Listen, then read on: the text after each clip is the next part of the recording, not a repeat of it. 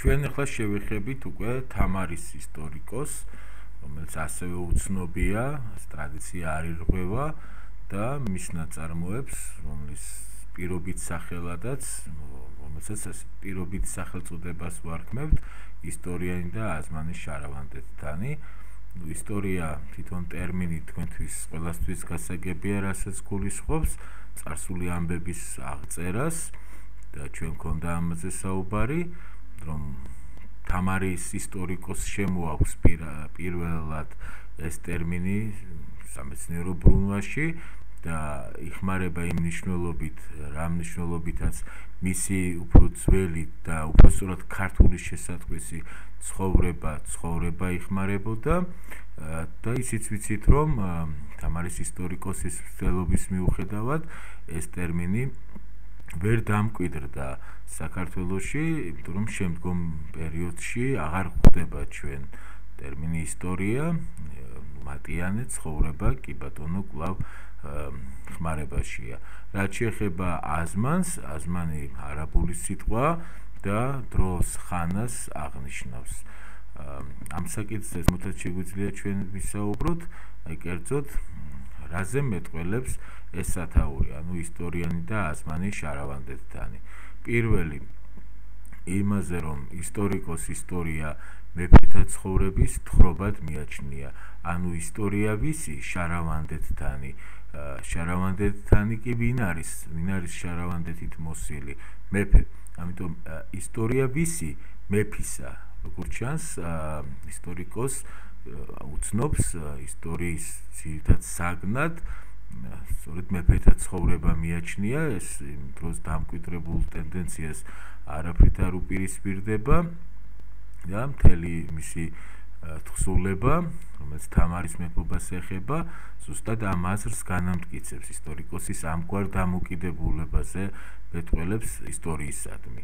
მეორე მეტყველებს იმაზე, რომ ისტორიკოსი იცნობს ორ კულტურულ სამყაროს, ელინურს, ბერძნულს, ამაზე მიგვანიშნებს ჩვენ ტერმინ ისტორიის, როგორც ბერძნული ტერმინის გამოყენება და ასევე იცნობს აღმოსავლურ არაბულს, ზოგადად უფრო სწორი იქნება ალბათ სპარსულ არაბულს და ზოგადად მუსულმანურ სამყაროს, ზუსტად ტერმინი აზმანის, რაც დროს ხანას და გარკვეულწილად მის აღწერას ნიშნავს, ანუ უკავშირდება შინაარსობრივად ისტორიას, ბერძნულ ტერმინს, აზმანის გამოყენება ამაზე მიუთითებს, რომ აღმოსავლურ სამყაროს იცნობს და შეიძლება იმაზეც, რომ იმდროინდელი საქართველო წარმოადგენდა ზუსტად ამ ბერძნულ, ელინურ, ბიზანტიურის, ანუ დასავლურ ქრისტიანული და სპარსულ არაბულის, ანუ აღმოსავლურ მუსულმანური სამყაროების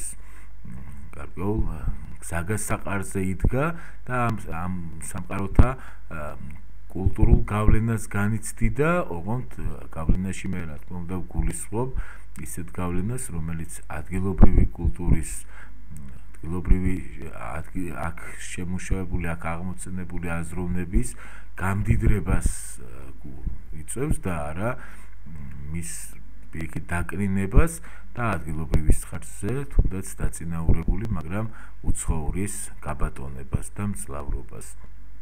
შეიძლება ზუსტად ამის თქმაც უნდა ისტორიკოს, რომ იმდროინდელი ქართული კულტურა, რომელიც ძლიერების ზენიტშია, განვითარების ზენიტშია, ადგილობრივთან ერთად ყველა მოწინავე კულტურას იცნობს და გარკვეულწილად ერთობლივად ამ სამ ნიადაგზე, ქრისტიანურის, მუსულმანურის და ძირითადად ქართულის ნიადაგზე ვითარდება და იქნება ახალი ქართული კულტურული ტრადიციები. და მესამე, რაზეც ეს სათაური მეტყველებს ჩვენთვის, არის ის, რომ ისტორიკოსის აზრით მეფობა ღვთაებრივი უფლებაა, მეფე ღმერთის მიერაა კურთხეული, მეფე სიცოცხლეშივე შარავანდეთითაა გაბწყინებული. მეფეს არ ამბობს ის ისტორია და აზმანი მეფისა, ის ისტორიანი და აზმანი შარავანდეთთანი, აი ასეთი ფორმით აყალიბებს თავის დამოკიდებულებას მეფისადმი, ანუ მეფე შარავანდეთით მოსილია, შარავანდეთით მოსილობა კი ზუსტად იმას ნიშნავს, რაც უკვე წავიკითხე, მეფობის ღვთაებრივი უფლების აღიარებას მეფის სიცოცხლეშივე შარავანდედით მოსილობას.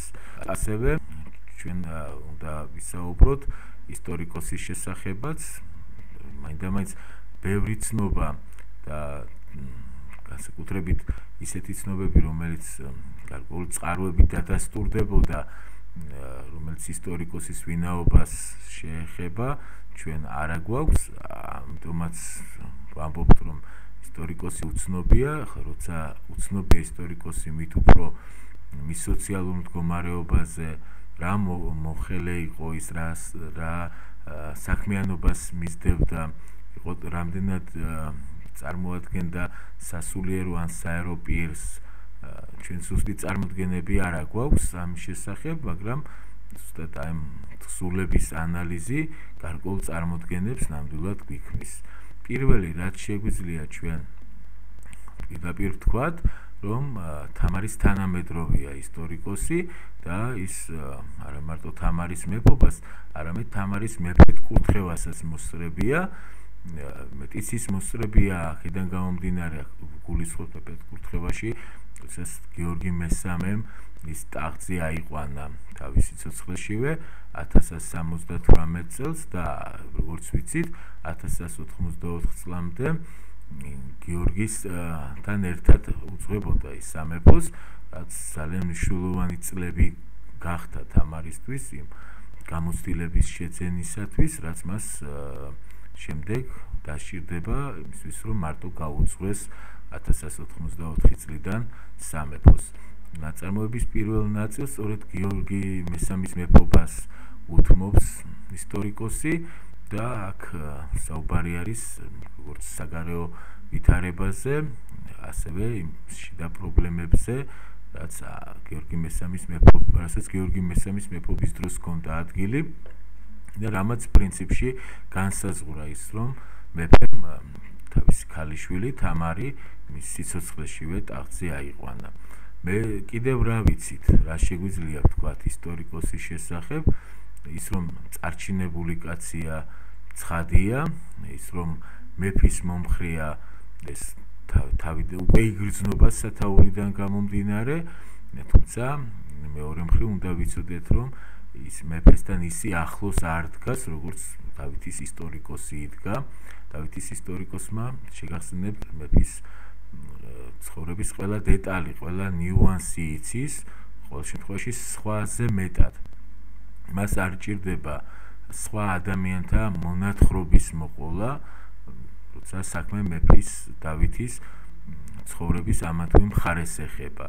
თამარის ისტორიკოსი კი ხშირად ეყრდნობა სხვა ადამიანების ნანახს, მით უმეტეს, როდესაც საქმე ეხება თამარის პირად ცხოვრებას, მის ქველმოქმედებას და ასე შემდეგ.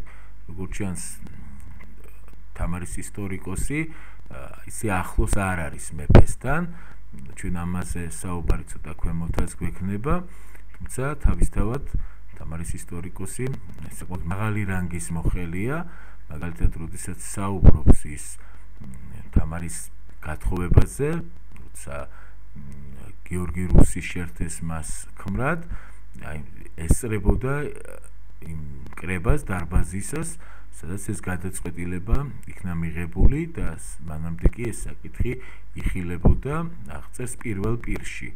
ანუ აღწერს არა როგორც სხვისგან მოთხრობილ ამბავს, არამედ ამბავს, რომელსაც ის თვითონ შეესწრო. ამ თემაზე ვიმეორებ ცოტა ქვემოთ კიდევ გავაგრძელებ საუბარს. მაგრამ ეხლა გვინდა კიდევ წარმოდგენა რო შეგვექმნეს ისტორიკოსზე, მისი მსოფლმხედველობასაც გავეცნოთ და ეს რამდენიმე მიმართულებით წარმოვადგინეთ და შეუპარდოთ ზოგიერთი ეს აზრი დავით აღმაშენებლის ისტორიკოსის თვალსაზრისებს ამ საკითხებთან დაკავშირებით. მაგალითად, ესეთი საკითხი ღმერთი და ისტორია. რა გვახსოვს ჩვენ დავითის ისტორიკოსისაგან? დავითის ისტორიკოსიც თვლის, რომ ღმერთი გარკვეულწილად ქმნის ისტორიას, როდესაც მას ღმერთს შეუძლია მისთვის ღმერთს შეუძლია ერს გაამარჯვებინოს, შეუძლია გარკვეულწილად თუ ერი ხალხი სწორი გზიდან გადაუხვევს, სასჯელიც მოუვლინოს, რათა თვალი აეხილოს ხალხს, მაგრამ ძირითადად მაინც ისტორია მას წარმოუდგენია კანონზომიერ პროცესად, შინაგანი კანონზომიერებით მიმდინარე პროცესად და ამავე დროს არ გამორიცხავს ისტორიიდან შემთხვევითობის ფაქტორსაც. თამარის ისტორიკოსი ამ თვალსაზრისით უფრო ცალმხრივ პოზიციას ამჟღავნებს, მისი აზრით ადამიანისა და სამეფოს ცხოვრებაში ყველა მოვლენა ღვთის წინასწარ განზრახულობით ხდება. ამ შემთხვევაში როგორც ჩანს უარყოფილია ისტორიის მიზეზ შედეგობრივი ხასიათი, მისი კანონზომიერი ბუნება, აღარაფერს ვამბობ შემთხვევითობებზე ისტორიაში. ჩვენ როცა შემდეგში საუბარი გვექნება ჟამთა აღწერილზე, იქ უფრო დეტალურად ვისაუბრებთ აი ამგვარ დამოკიდებულებაზე, იმიტომ რომ თამარის ისტორიკოსთან ეს იდეა გამოითქვა, ეს იდეა მნიშვნელოვანია მისთვის, რომ ისტორიაში ყველაფერი ხდება ღვთის წინასწარ განზრახულობით, მაგრამ აი ამგვარი დამოკიდებულების განვითარება მაინც უფრო მეტად ჟამთა აღწერილზე მოდის, რომელმაც ამ იდეას დაუქვემდებარა მთელი ისტორია, რომელსაც ის აღწერს, ასლოვანი ისტორია მონღოლთა ბატონობისა. მეორე მიშვება და წინააღმდეგობა აი ამ ქვესათაურით, რას გულისხმობთ? როცა ხალხი რწმენას დროებით ან მცირედით გადაუხვევდა, ღმერთი მცირედ მიუშვებდა, რათა გამოფხიზლებულიყო. ამ შემთხვევაში საუბარი არის ხალხის ისეთ მოქმედებაზე, რომელიც დიდ ცოდვას არ წარმოადგენს, უბრალოდ აქ არის გარკვეული გაფრთხილება, რომ თუ ასე გააგრძელა ხალხმა ცხოვრება, დაივიწყა ღმერთი, დაივიწყა ჭეშმარიტი რწმენა და დაადგა უკეთურობის, უზნეობის გზას, რომლის პრეცედენტები უკვე ჩანს, ღმერთი მას დიდ განსაცდელს მოუვლენს, ამიტომ სანამ ეს არ მომხდარა, მანამდე მცირე განსაცდელით კმაყოფილდება ღმერთი, ოღონდ იმ შემთხვევაში თუ ხალხი მიხვდება ამ განსაცდელის გამომწვევ მიზეზს ჩაუკვირდება და გამოფხიზლდება. მაგრამ თუ ხალხს დიდი ცოდვა ადებს, თუ ის ივიწყებს რწმენას, თუ ის უზნეობის ჭაობში ეფლობა, მაშინ ეს მცირედ მიშვება აღარ ხდება. მაშინ ღმერთი წინააღმდეგება და მას დიდ ძალას, აი ესეთი ძალა ჟამთა აღწერილისთვის იქნება უკვე მონღოლები, რომლებიც რა თქმა უნდა ძალიან დიდ განსაცდელს უქმნიან ქართულ სახელმწიფოს, სამეფოს და ქართულ მოსახლეობას. მაშინ ყველაფერი ხდება ღმერთის წინასწარ განზრახულობით, ღმერთი მის მიმდევრებს უხვად ასაჩუქრებს, დიდ გამარჯვებას და დიდ სიხარულს წევს მათ, მაგრამ იმ შემთხვევაში თუ ხალხი ამას არ იმსახურებს, ღმერთი ჯერ მის გამოფხიზლებას ცდილობს მცირედ მიშვებით, მაგრამ თუ ესეც საკმარისი არ იქნება, ან ცოდვა იმდენად დიდია, რომ მცირედ მიშვება საკმარისი არ არის, ასეთ შემთხვევაში ღმერთი მას დიდ ძალას უპირისპირებს. ესეთი დამოკიდებულება ჩემი აზრით და შეიძლება თქვენც დამეთანხმოთ, გარკვეული უკუსვლა არის ისტორიის არსის გაგების პროცესში. დავითის ისტორიკოსი უფრო რაციონალურად უდგება ისტორიის არსს, მის მსვლელობას და მას შინაგან კანონზომიერ პროცესად თვლიდა. მეორეც დავითის ისტორიკოსთან ადამიანს, ხალხს, ერს, თუნდაც ეპოქას და მეფეს ჩვენ ამაზე გვქონდა საუბარი, ბევრად მეტი მნიშვნელობა ენიჭება ისტორიულ პროცესში, რომ ის წარმართავს ამ ისტორიას თავისი დადებითი შედეგებით თუ უარყოფით შედეგებით.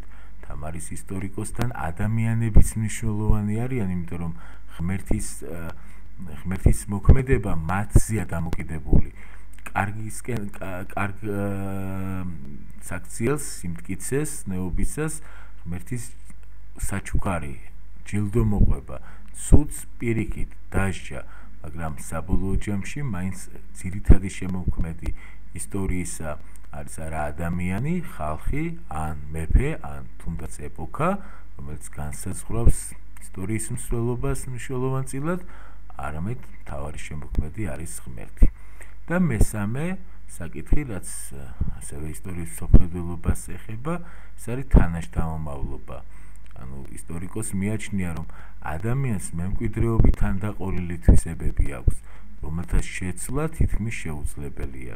ამიტომაცაა, რომ ბოროტის შთამომავალი ბოროტია, ამას ისტორიკოსი გვართა უბედურებას უწოდებს. ესეთი მიდგომა პრინციპში დავითის ისტორიკოსთანაც ხვდება ჩვენ, როდესაც გვართა უბედურებას უკავშირებს ბაღვაშთა მოქმედებას მეფის წინააღმდეგ, მაგრამ იქ ასე ხისტად არ დგას საკითხი მეფის წრთნას, ბევრი რამის შეცვლა შეუძლია ადამიანის წრთნას, ანუ აღზრდას ადამიანის ბუნებაში. ამიტომ ესეთი მიდგომა ბევრად უფრო დემოკრატიულია, ვინმე თამარის ისტორიკოსისეული.